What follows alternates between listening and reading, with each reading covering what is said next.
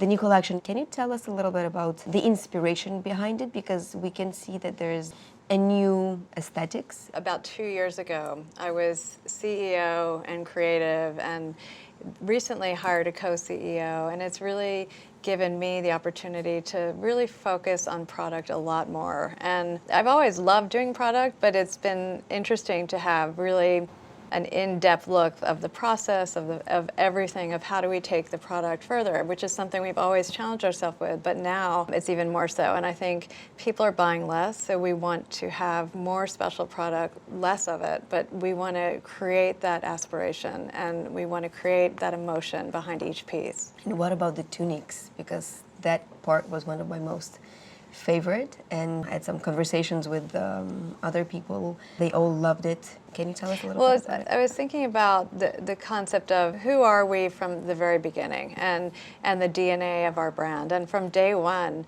I had a tunic, and I had bought it in a Paris flea market. It was $6. It was a fantastic shape, not a great fabric, but it was something that reminded me of something my grandmother or mother always wore, and it was so effortless. It was getting out of the pool and putting it on, tying their hair back, and looking so dynamic and chic. And I thought, wow, this is a great starter for the whole collection. So for fall, I really wanted to keep going from where we were with spring and thinking about the core of who we are, the DNA of who we are, but of course evolved, and how do we take it further. So the tunic will always be part of our collection. Speaking about the co-CEO and being both a creative person and a CEO of the company, how do you manage? I mean, we call it left side, right side of your brain, and I think what's interesting is you really see full picture. And if something's not selling, I'm not attached, because at the core I'm a business person. But that said, to make things sell, you need to push through creativity, and that's what I like is that duality and that concept of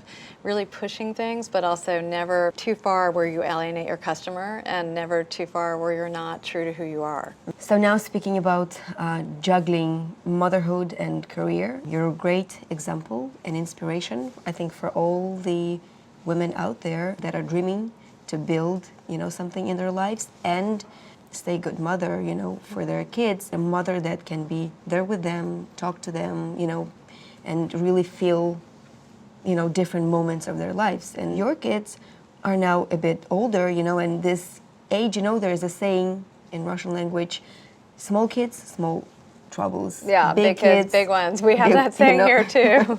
And it's very true. It's interesting. I mean, I had a career that I loved, and then I found out I was pregnant with my third son. So I had 3 boys under the age of 4. And I had to make a really tough decision because I was working at LVMH and I was working at Loewe, and they had offered me to be president of the U.S. And I was 30 years old or 31 years old, and I just really had to make a tough decision because I knew that if I took that job, that I would not be half the mother I wanted to be. I think something all women face at one point or another if they care about their careers, and a lot of women don't, and that's great too. And I just look at things a little differently. So I knew that I didn't want to miss all those pivotal firsts of my children. So for the next 3 or 4 years, I was a stay-at-home mom, knowing that I would one day have a career at some point that was important to me. So it was during that time that I concepted this business. That said, my boys all were in school when I launched it, and also I worked from home for the first 2 years out of my apartment. So I wanted to be able to have both and figure that out.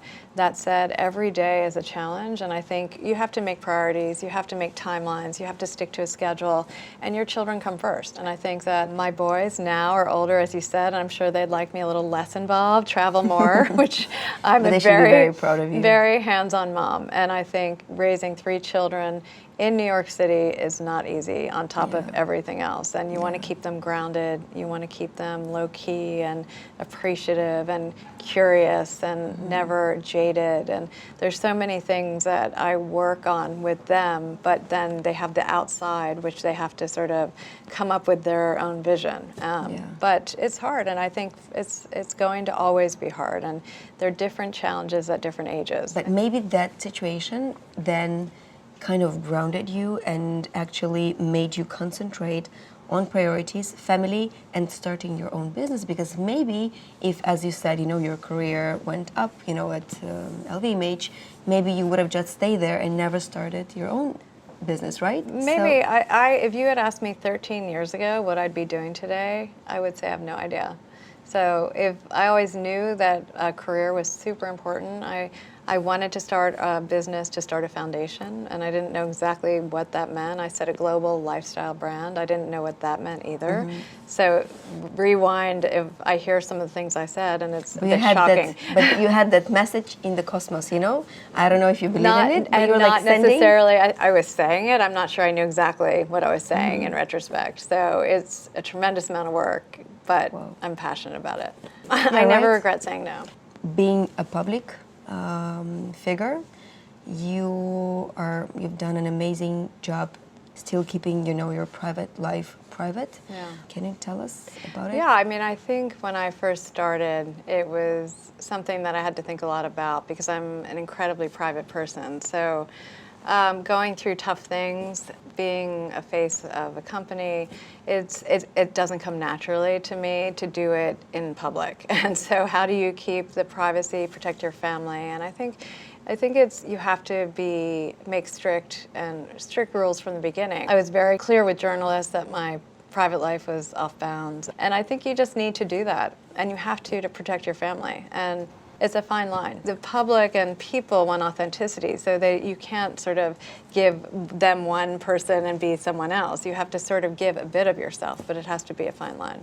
You're a great example for many women out there. So how is it being in the world of big business, surrounded by big tough men, but being on the same level with them? It's funny. My parents raised my brothers and me thinking that we could do anything.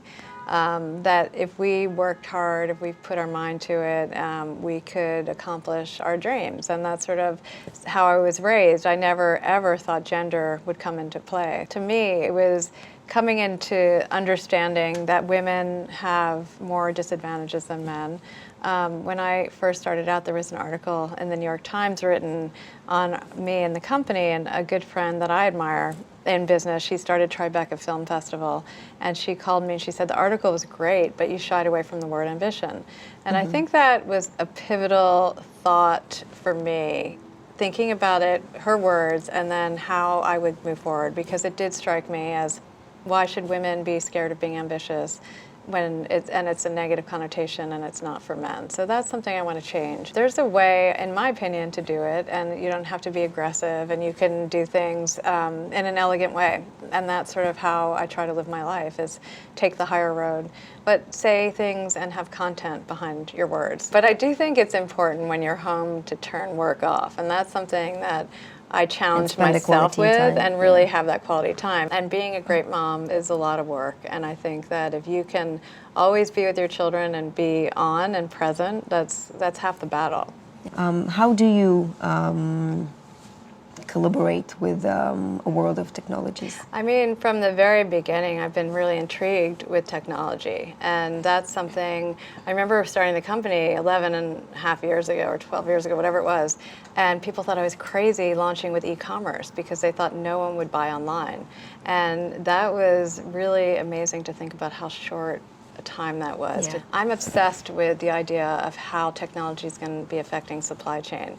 And that's something I'm challenging our team to think about. How do we become a technology-driven company, and what does that mean? And what do you think about social media that have conquered our lives? It has really helped build our brand. We were early adapters of all of these platforms in a way that we could really engage a new customer, have a direct conversation, hear feedback, negative and positive, and really use social media to build our company. And that's what we've done without traditional advertising. Could you give us an example of women entrepreneurs of 20th century that somehow influenced you? Yeah, I think it can go from someone like an Estee Lauder, who is, I know her story, they're a partner, and wow, she started in a very small way and built an extraordinary company, and she had a family, and I think she is a super dynamic businesswoman who also gave back. I think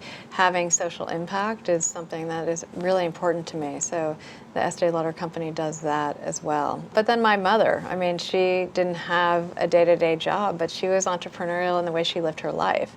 And I really respect that. I mean, all of a sudden she had a flower business because she was so incredibly creative. We had an organic garden in the 70s. That was entrepreneurial. That was before people were talking about organic things and vegetables. Yeah. Entrepreneurship is really interesting for me because it's not just about business. I think it can be in the way you live your life and how you are a curious person or not. To me, curiosity is something that lasts with you your entire life, and that's something that I hope to always have and always learn. What was the best advice you've ever received? When I started the company, it was a lot of raised eyebrows, a bit of negativity, like, is this a vanity project? And I remember my parents sitting me down and saying, you better thicken your skin, but you have got to think of negativity as noise. And I have really, I've been raised that way, and I don't engage in negativity. I try, it's out there in the ether, but I try to totally stay away from that. Do you envision your future in 10 years? In 10 years, I don't know if I think about 10 years from now, but I feel every decision we make is based on the long term and really how it affects that. And I want to have growth in our company, but I don't want it just to have growth. I want it to be meaningful and strategic. I feel like we could be 4 times the size if we wanted to now, but really I don't want to be that company. I want to be more special, more unique. We don't want to be everywhere, but we want to be at the forefront of things. And I would say technology is probably one of the most important